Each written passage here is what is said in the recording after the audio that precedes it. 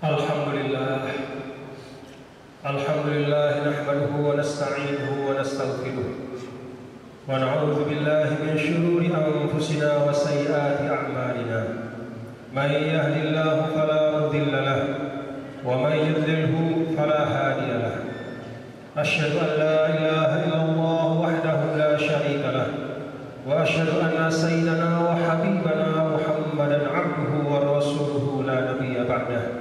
Allahumma salli wa sallim wa barik ala sayyidina wa habibina wa syafi'ina wa maulana Muhammad wa ala alihi wa sahbihi wa man tabi'a hudahu ila yaumil qiyamah.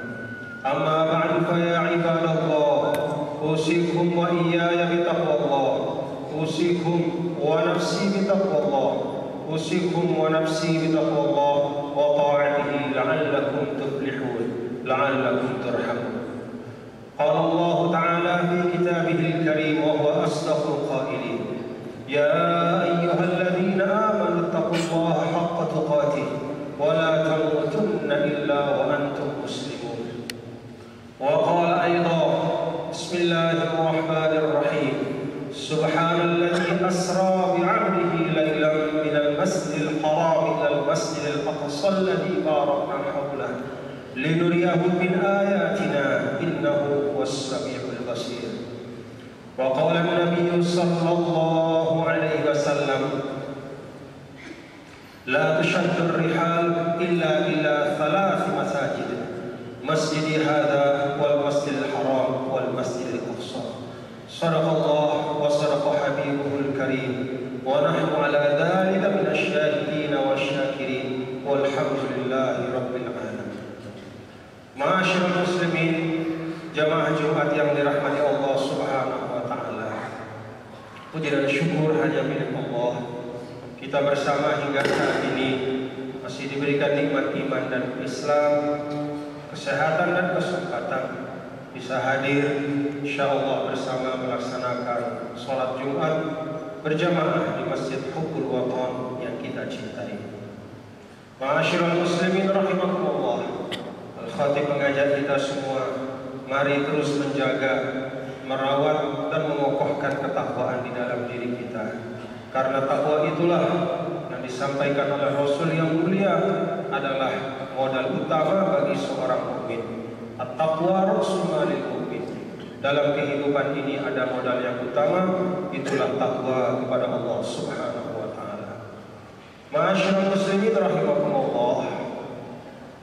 Salah satu isu kemanusiaan yang hingga kini belum mendapatkan penyelesaian yang adil seadil-adilnya adalah isu tentang Palestina. Sejak negara Israel diproklamirkan pada 1948, maka kejahatan demi kejahatan, segala macam kemudaratan menimpa rakyat Palestina. Khususnya setelah perang pada 1967, di mana tepi barat Sungai Yordan yang di dalamnya ada Kudus dan di dalam Kudus itu ada Al-Masjidil Aqsa. Demikian pula Gaza, Sinai dan juga dataran tinggi Golan jatuh ke tangan Israel, maka berlipat gandalah kehancuran yang diterima oleh bangsa Palestina. Ma'asyiral muslimin rahimakumullah. Boleh saja pada saat ini disebut oleh para ahli bahwa kita sebagai umat manusia tengah berada pada revolusi keempat. Revolusi keempat itu ditandai dengan pencapaian ilmu dan teknologi yang luar biasa. Konektivitas yang tersambung antara seorang manusia dengan manusia yang lain yang terpisah oleh jarak ribuan kilometer, namun dengan kecanggihan ilmu dan teknologi seakan-akan mereka berdua berada pada tempat yang sama. Kehebatan kemajuan ilmu dan teknologi ini tentu patut kita syukuri. Namun perlu kita ingat bahwa lebih dari sekedar kemajuan ilmu dan teknologi, sesungguhnya kemanusiaan kita tidak diukur semata hanya dari pencapaian-pencapaian material yang dapat diperoleh oleh umat manusia.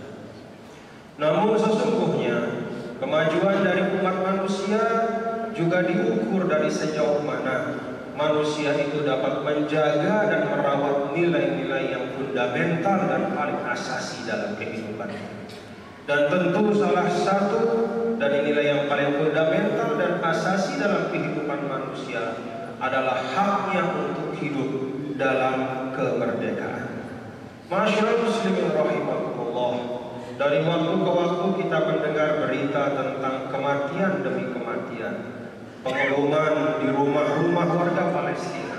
Tidak terhitung sampai saat ini berapa nyawa yang telah hilang karena kejahatan agresi Israel.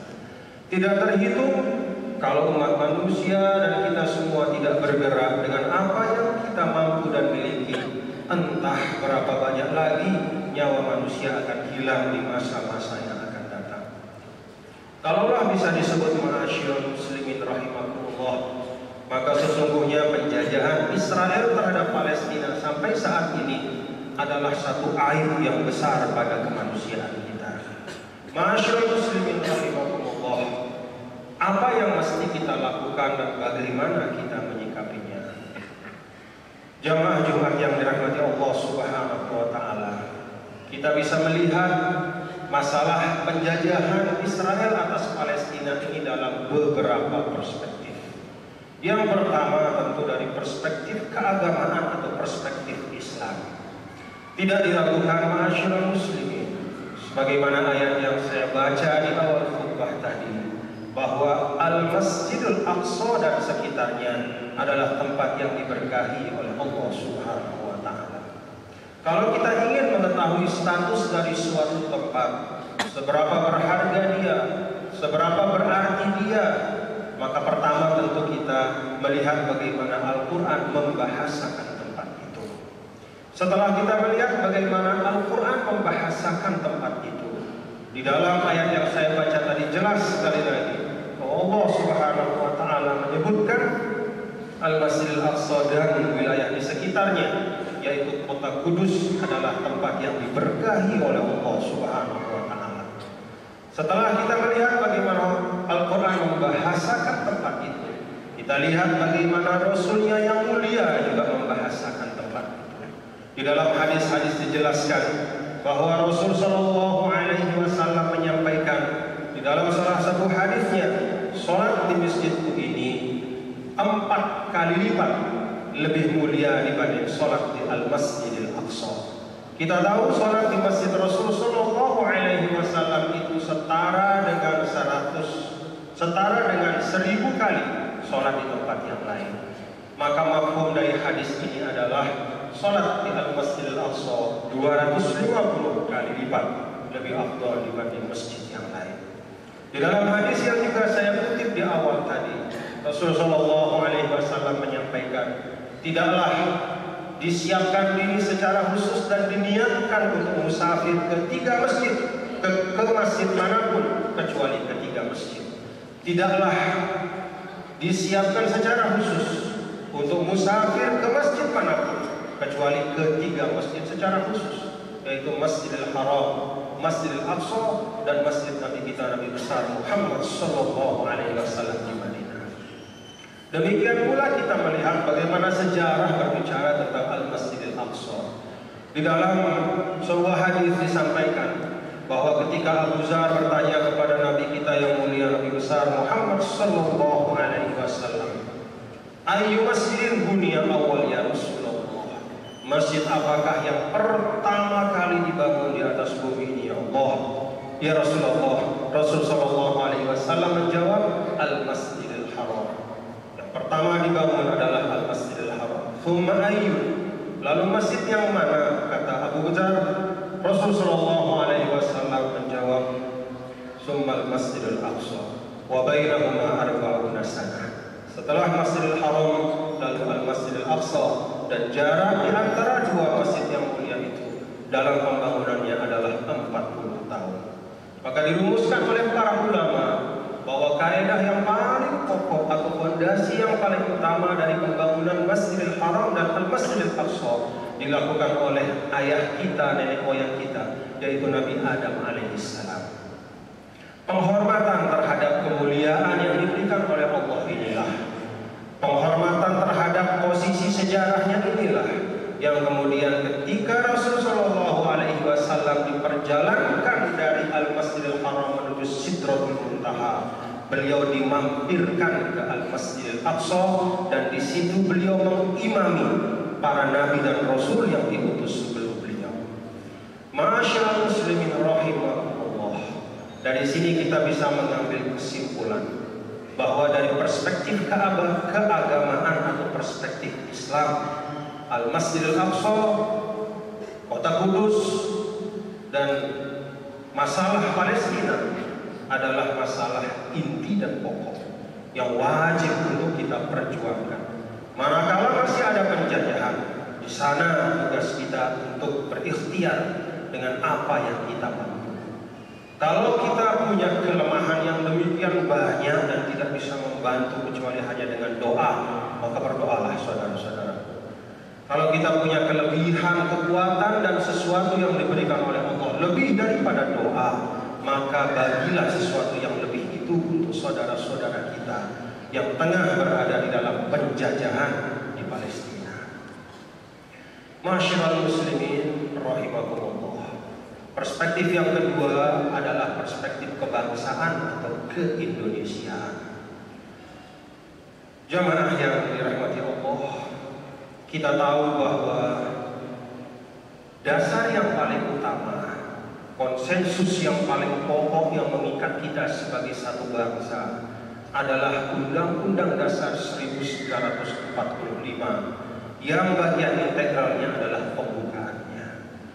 Di dalam pembukaan Undang-Undang Dasar 1945 itu secara jelas di dalam alinea pertama, sebelum alinea-alinea lain yang menguraikan tentang dasar kita berbangsa yang kemudian dirumuskan dalam Pancasila, di dalam alinea pertama penegasan dari kita semua sebagai bangsa adalah bahwa sesungguhnya kemerdekaan itu ialah hak segala bangsa, dan oleh sebab itu maka penjajahan di atas dunia harus dihapuskan karena bertentangan dengan pri kemanusiaan dan pri keadilan. Alinea pertama dari pembukaan Undang-Undang Dasar 1945, sesuatu yang dalam konteks kita berbangsa dan bernegara adalah hal yang paling sakral, menunjukkan bahwa komitmen, bahwa semangat, bahwa perjuangan dari bangsa Indonesia tidak hanya mengejar kemerdekaan untuk dirinya sendiri, tetapi juga berjuang agar kemerdekaan itu bisa terwujud di seluruh sudut dunia ini. Berjuang agar penjajahan dalam bentuk apapun, penjajahan atas bangsa manapun, itu harus dihilangkan dan dihapuskan. Dengan sebab yang sederhana yang terungkap di dalam alinea ini, karena bertentangan dengan pri kemanusiaan dan pri keadilan.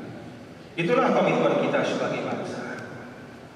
Di atas komitmen itu, ma'asyiral muslimin, patutlah kita ingat dan jangan kita lupakan bahwa ketika para pendiri bangsa pada 17 Agustus 1945 memproklamirkan kemerdekaan Republik ini, maka yang bersegera merespon dengan baik dan mengakui kemerdekaan Republik Indonesia adalah Palestina, Mesir, dan bangsa-bangsa Arab. Dicatat oleh sejarah, walaupun Palestina pada saat itu bukanlah suatu negara yang diakui oleh PBB, namun pemimpin Palestina yaitu Mufti Besar Palestina, Al-Imam As-Sayyid Amin Al-Hussein, pada September 1945 di pembuangan beliau di Jerman menyampaikan seruan menerima kemerdekaan Indonesia dan mengajak seluruh umat Islam untuk bersama-sama mendukung Indonesia. Pada 22 Maret 1946, Mesir adalah negara pertama yang mengakui kemerdekaan Republik Indonesia, diikuti oleh bangsa-bangsa Arab lainnya seperti Syria, Irak, dan bangsa-bangsa lain yang saat ini sedang mendapatkan cobaan yang luar biasa. Masyaallah muslimin rahimakumullah, di mana posisi dari bangsa-bangsa Barat pada saat itu? Bangsa-bangsa Barat pada saat itu tak ada satu bangsa pun yang menerima dengan baik. Bahkan ada kampanye di negara-negara Barat pada waktu itu bahwa kemerdekaan Indonesia adalah awal dari kebangkitan umat Islam sedunia. Tidak heran kalau negara yang sebelumnya menjajah kita yaitu Belanda hanya mengakui bahwa kemerdekaan kita itu bukan pada 1945 tapi pada 1949. Pandangan sejarah ini harus kita ingat, ma'asyiral muslimin. Kalau pada saat Indonesia sekarang sudah maju dengan prospek ekonomi yang besar, maka berbondong-bondong negara dan bangsa dari seluruh sudut dunia datang bersahabat, berkawan dan membangun diplomasi dengan kita. Kita harus ingat bahwa pada saat-saat yang genting, di awal-awal ketika Republik membutuhkan pengakuan, ketika Republik Indonesia dalam keadaan yang lemah, seakan-akan bagaikan seorang bayi yang membutuhkan perlindungan, membutuhkan bantuan dari yang lain, maka yang mengulurkan bantuan kepada kita yang pertama adalah bangsa Palestina dan bangsa Mesir. Maka dari perspektif kebangsaan dan keindonesiaan, kiranya cukup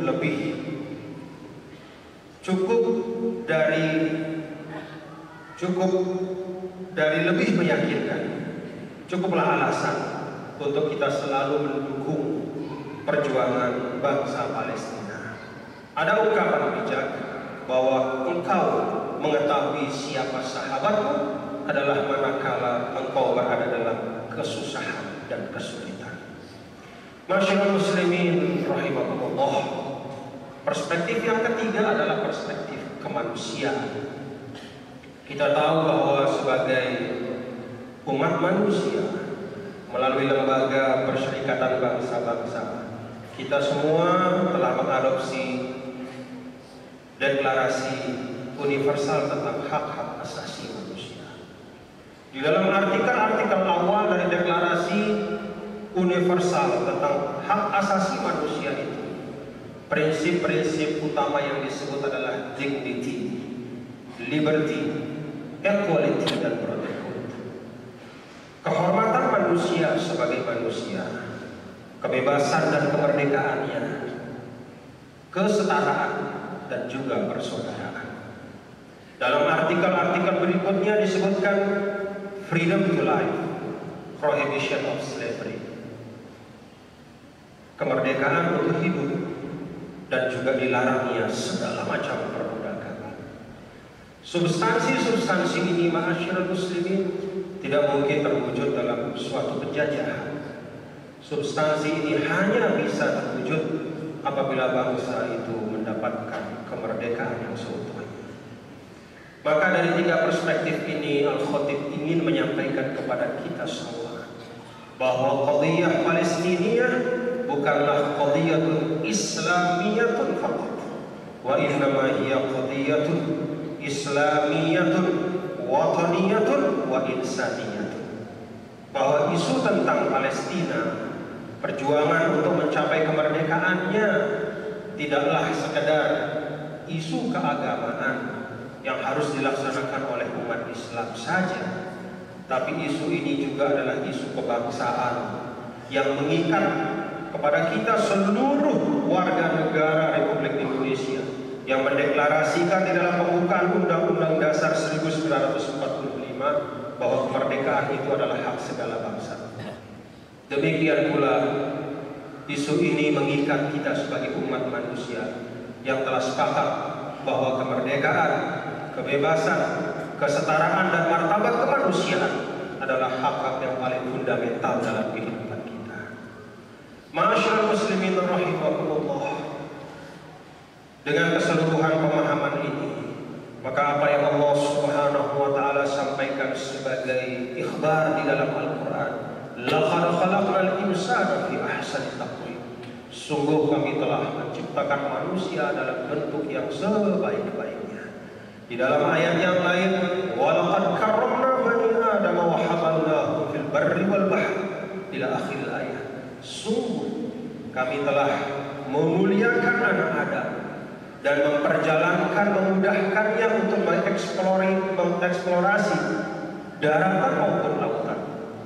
Walaupun kedua ayat ini adalah ikhbar berupa pemberitahuan atau pemberitaan dari Allah Subhanahu wa taala, namun sesungguhnya di dalam dua ayat ini juga terkandung permintaan dari Allah Subhanahu wa taala kepada kita semua agar kita bisa menjaga dan memperjuangkan nilai-nilai kemanusiaan.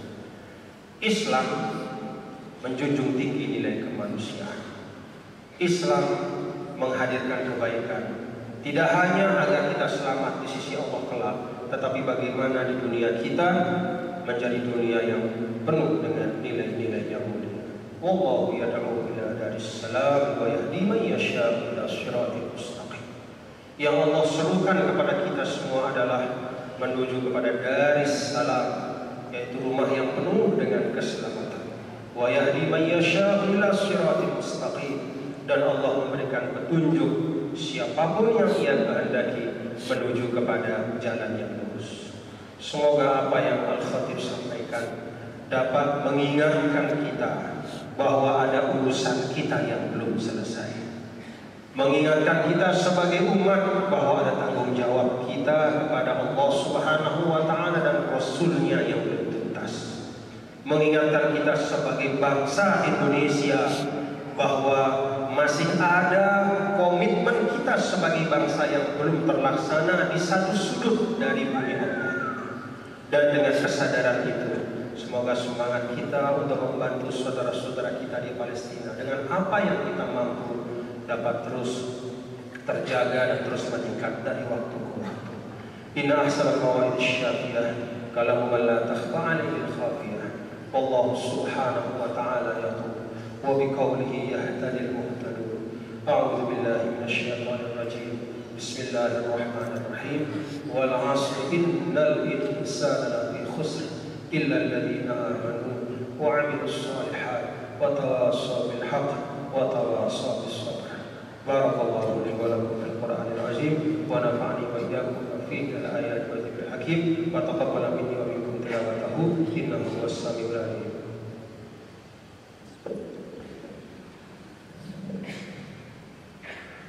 اللهم صل على سيدنا محمد. اللهم صل على سيدنا ونبينا وحبيبنا وشفيعنا مصطفى مولانا محمد والحمد لله رب العالمين.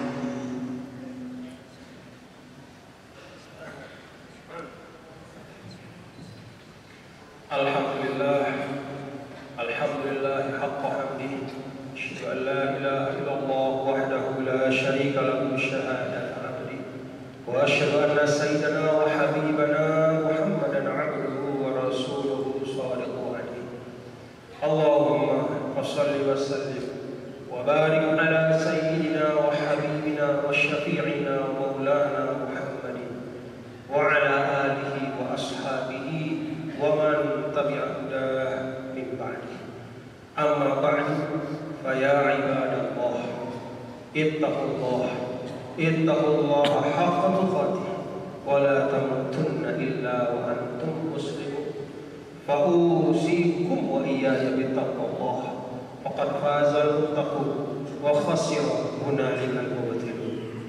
Wa'lamu anna Allah subhanahu wa ta'ala qad ja'ala fit taqwa الفوائد الكثيرة الدنيوية والأخروية. فقال تعالى: ومن يتق الله يجعل له مخرجا ويرزقه من حيث لا يحتسب.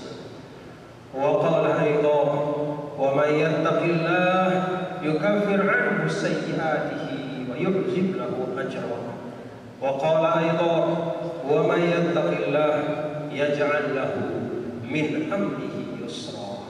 فاتقوا الله تفوزوا بنعيم الدارين. واعلموا أن الله سبحانه وتعالى أمرنا بأمر بدأ فيه بنفسه وثنى بملائكته المسبحة بقدسه وثلث بكم أيها المؤمنون من برية جنه وإنسه.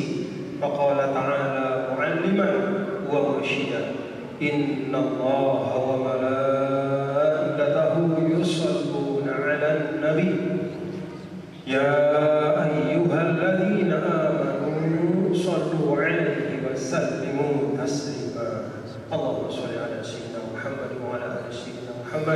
كما صليت على سيدنا إبراهيم وعلى آل سيدنا إبراهيم وبارك على سيدنا محمد وعلى آل سيدنا محمد كما باركت على سيدنا إبراهيم وعلى آل سيدنا إبراهيم في العالمين إنك حميد مجيد. وارض اللهم عن الخلفاء الأربعة ساداتنا أبي بكر وعمر وعثمان وعلي، وعن الستة الباقية من العشرة المبشرين بالجنة، وعن أهل بدر وعن أهل بيعة الرضوان وعن المهاجرين وعن الأنصار وعن بقية الصحابة وعن التابعين وتابع التابعين وعنا معهم وفيهم برحمتك يا أرحم الراحمين. اللهم اغفر للمسلمين والمسلمات والمؤمنين والمؤمنات الأحياء منهم والأموات. اللهم اهدنا بهداك واجعلنا ممن يسارع في رضاك، ولا تولنا وليا سواك، ولا تجعلنا ممن خالف أمرك وعصى. وحسبنا الله ونعم الوكيل، نعم المولى ونعم النصير، ولا حول ولا قوة إلا بالله العلي العظيم. اللهم أصلح من في صلاحه صلاح الإسلام والمسلمين، واهلك من في هلاكه صلاح الإسلام والمسلمين. اللهم اجعل بلدنا إندونيسيا وسائر بلاد المسلمين آمنة مطمئنة يأتيها رزقها رغدا من كل مكان محاطة بغفرانك وصدقك يا أرحم الراحمين. اللهم اجعل محافظة نصرة غربارة محافظة آمنة مطمئنة. اللهم اجعل عاصمتها قطر عاصمة آمنة مطمئنة محمية محفوظة برحمتك يا أرحم الراحمين. اللهم انصر إخواننا في فلسطين، اللهم انصر إخواننا في فلسطين، اللهم انصر إخواننا في فلسطين. اللهم حررهم من الصهاينة برحمتك يا أرحم الراحمين. اللهم حررهم من الصهاينة برحمتك يا أرحم الراحمين. اللهم حررهم من الصهاينة برحمتك يا أرحم الراحمين. اللهم انصر إخواننا في فلسطين وفي كل مكان برحمتك يا أرحم الراحمين. عباد الله، إن الله يأمر بالعدل والإحسان وإيتاء ذي القربى وينهى عن الفحشاء والمنكر والبغي يعظكم لعلكم تذكرون. فاذكروا الله العظيم يذكركم واشكروه على نعمه يزدكم ولذكر الله أكبر والله يعلم ما تصنعون. أقم الصلاة.